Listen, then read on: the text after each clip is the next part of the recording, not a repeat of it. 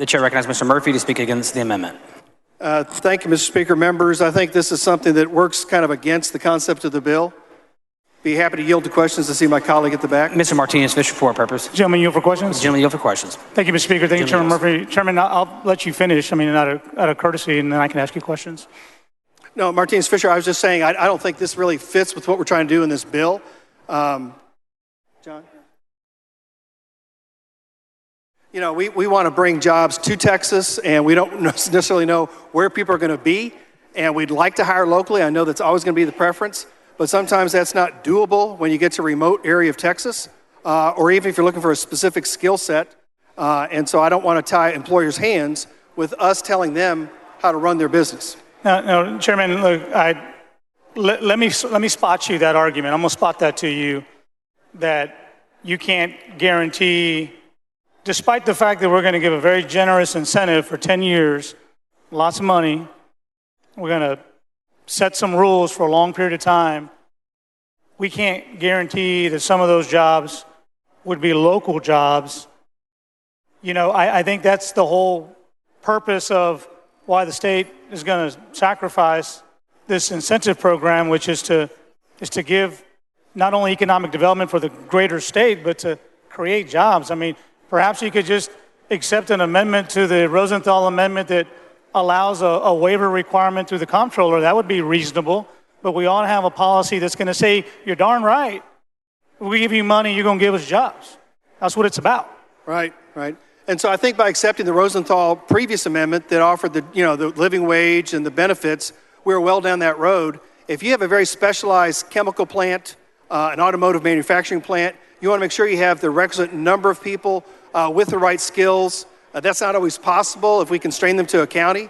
Maybe it should be an MSA, but we're saying the state, let them figure that out. I think they're going to hire good people. Let's talk about a couple areas. Maybe they'll move to our communities. You don't have to be from MIT to get a job in the state of Texas. I mean, every major manufacturing... That's true. Okay, I was going to say, every major manufacturing job, you're going to have security guards. You're going to have personnel working the floor. You're going to have healthcare workers. You're going to have, in the case of a chemical plant, you're going to have firefighters. You have to eat somewhere. You know, you can't just run out to the McDonald's and get a lunch. So there'll be food service there. We can find the jobs for any 313, and I will grant you that if there's a particular expertise in nuclear physics, that you might not find them in certain areas of the state, we're okay with that, but we ought to make a commitment for the folks that are there that want to work, and there's a job for them to fill, that we ought to give it to them. Yeah, I think the natural tendency of companies is to try to hire people close by so they're commuting less distances, they're in the community. That makes sense. That's not always doable. And when it comes to job training, goodness gracious, we have all kinds of programs with the Workforce Commission where companies can get grants to do that. So I think they're going to take care of their labor pool. I don't think there's a question at all that they're not going to find a way to get the best qualified people in there and try to look at the local community to do so. Right, and look, I mean, let's be fair and let's be intellectually honest with this tax policy. At the end of the day, our foundation school fund will take a hit of $460 million over the course of this program.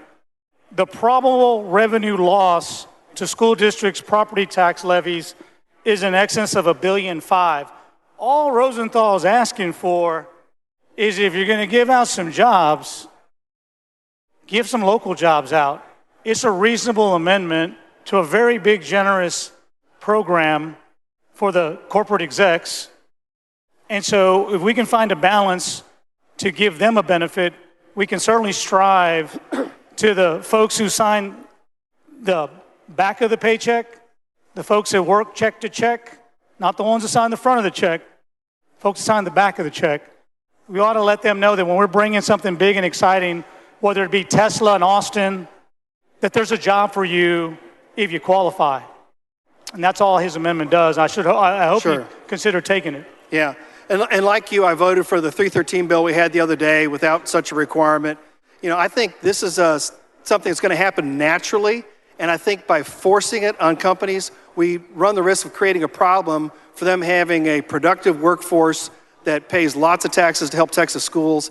And I want to keep those kids first and foremost. And just to be fair, I didn't intend to talk about Chairman Meyer's 4242, but since you raised it, Meyer's bill does nothing.